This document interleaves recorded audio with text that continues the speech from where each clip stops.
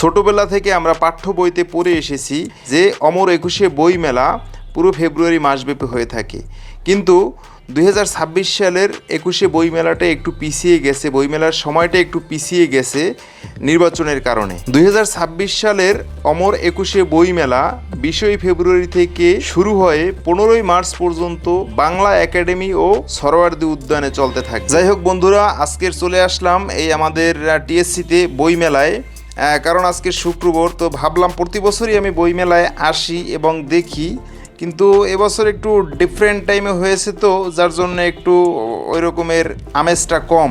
অনেক দিন থেকেই ভাবতেছিলাম যে বই মেলায় যাব, তো আসলে ওই রকমের সময়ের সাথে তাল মিলিয়ে উঠতে পারছিলাম না, যার জন্য অনেকটা দেরি হয়ে গেছে। তো আজকের যেহেতু শুক্রবার অবসর সময় পেয়েছি, খুব দ্রুত গতিতে বইমেলার সামনে মানে টিএসসিতে শাহবাগের সামনে আমরা চলে এসেছি। প্রতি বছর যখন বইমেলায় আসি তখন একটু আমেজটা অন্য রকমের থাকে। এবছর বইমেলায় আসার যে আমেজটা একটু ভিন্ন রকমের, কারণ আজকে রোজা যেহেতু, আবার দ্রুত করে বইমেলায় অ্যাটেন্ড করে একটু ঘুরে ফিরে আবার বাসায় চলে যেতে হবে, কারণ ইফতার করতে হবে। তো ঢাকা বিশ্ববিদ্যালয়ের সামনে আমরা চলে আসলাম, এখন আমাদের এন্ট্রি নেবার পালা। তবে গেট থেকে ঢুকতেই যে পরিস্থিতিটা আমার চোখের সামনে উদ্ঘাটিত হলো, যে একবারে কোলাহল মুক্ত সেই টিএসসির গেট, যেখান থেকে প্রতি বছর এন্ট্রি নিতে গেলে বিভিন্ন লোকের ঘেঁষাঘেঁষিতে হয়তোবা কারো ফোন ছিনতাই হয়ে যায় কিংবা কারো টাকা হারিয়ে যায়, এরকমের একটা জরাজর জীর্ণকর পরিবেশ এখানে থাকে। বিভিন্ন ধরনের নিরাপত্তা কর্মীরা এখানে দাঁড়িয়ে থাকে, তারাও নিরাপদে বা সঠিকভাবে সামাল দিতে পারতো না, কিন্তু এবারের পরিস্থিতি সম্পূর্ণ ভিন্ন। এরকমের বইমেলা আমি এখন পর্যন্ত দেখি নাই, কারণ আমি এখানে 5-7 বছর যাবৎ থাকি। এই লাস্ট 5-7 বছরের যে বইমেলায় আমি এখানে অ্যাটেন্ড করি, কিন্তু এবছরের বইমেলাটা আমার কাছে এখন পর্যন্ত যদিও ঢুকি নাই, তবে আমার কাছে একটু অন্য রকমের মনে হয়।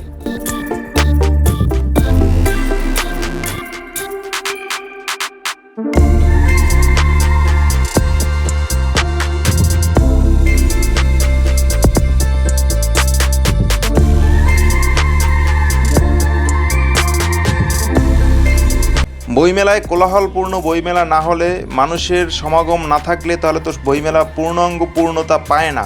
কারণ এখানে একবারে সেই শিশু থেকে বয়সবৃদ্ধরা সবাই থাকবে, কিংবা তরুণ তরুণীরা থাকবে, বিভিন্ন ধরনের রাইটাররা আসবেন এখানে, বিভিন্ন ধরনের বই উন্মোচন হবে। সেটাই তো বইমেলার একটা প্রাণবন্ত দৃশ্য, কিন্তু এই বছর সেই দৃশ্যটা আর আমরা এখানে সেরকমের দেখতে পাচ্ছি না।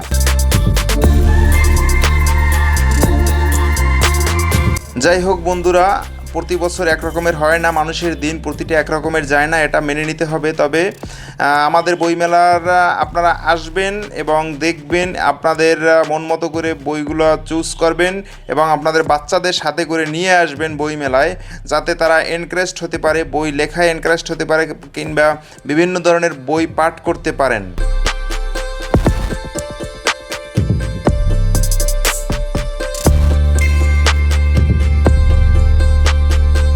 সবচেয়ে মজার ব্যাপার হচ্ছে, এবছরের বইতে 25% ছাড় আছে। তো আপনারা যারা বই নিতে চান কিংবা এতদিন বই ক্রয় করেননি বই মেলার জন্য, তারা আমাদের এই বইমেলা থেকে বিভিন্ন ধরনের বই সংগ্রহ করে নিতে পারেন। আর বিশেষ করে যারা বাচ্চারা আছে, তাদেরকে আমাদের এই মেলায় নিয়ে আসবেন, তাহলে রাইটারদের সাথে পরিচয় হবে, তারাও লেখার ইন্সপিরেশন পাবে, কিংবা বই পড়ার আগ্রহটা তাদের বেড়ে যাবে।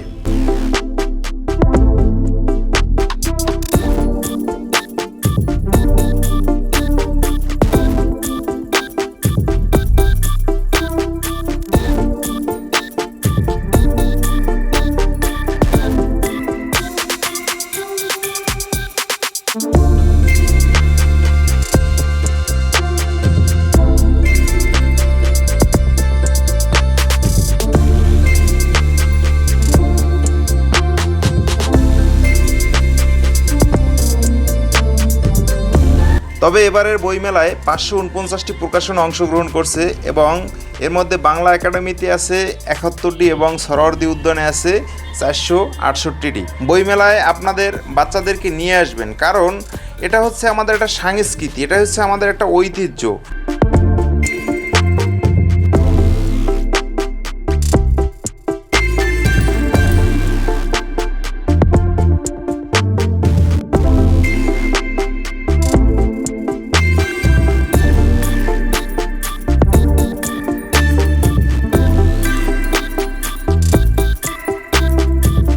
প্রতি বছর বই মেলায় আসলে বিভিন্ন ধরনের রাইটারের দেখা পাই, লেখকের দেখা পাই, কিন্তু এবার ওই রকমের লেখকের দেখা না হলেও তবে এখানে এসে একজন ভালো ব্যক্তিত্বের সাথে দেখা হয়ে গেছে।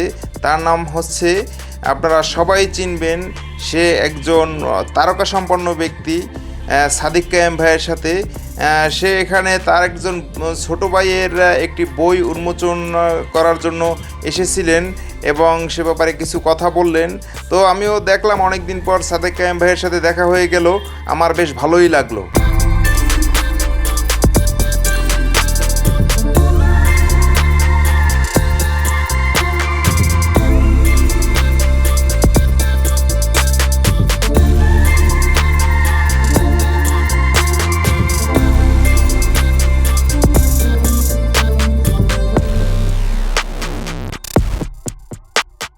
কিছুক্ষণ ঘোরাঘুরির পরে এখানে বায়োস্কোপের দেখা পেলাম। তো এটা হচ্ছে একটি ঐতিহ্যবাহী চিত্র বলা যায়, যেখানে অনেক আগে যখন টিভি ছিল না, ইউটিউব ছিল না, তখন এই বায়োস্কোপে মানুষ দেখতো, ছবি দেখতো। যাই হোক, সব মিলিয়ে খুব ভালোই লাগলো। অবশ্যই আপনারা আপনাদের আত্মীয় স্বজন, ভাই বন্ধু কিংবা ছেলে মেয়ে, বাচ্চা যারা আছে, বয়সবৃদ্ধ যারা আছে, তাদেরকে অবশ্যই বইমেলায় নিয়ে আসবেন এবং তাদেরকে যারা গিফট করতে চান কোনো ভালো কিছু, যে কোনো অকেশনে, অবশ্যই আপনাদের কাছে একটা অনুরোধ থাকবে এবং একটি দাবি থাকবে যে আপনারা একটি ভালো বই উপহার দেন কিংবা ভালো একটি বই গিফট করেন আপনার রিলেটিভকে কিংবা আপনার লাভারকে। তো ভালো থাকবেন, সবাই সুস্থ থাকবেন। আল্লাহ হাফেজ।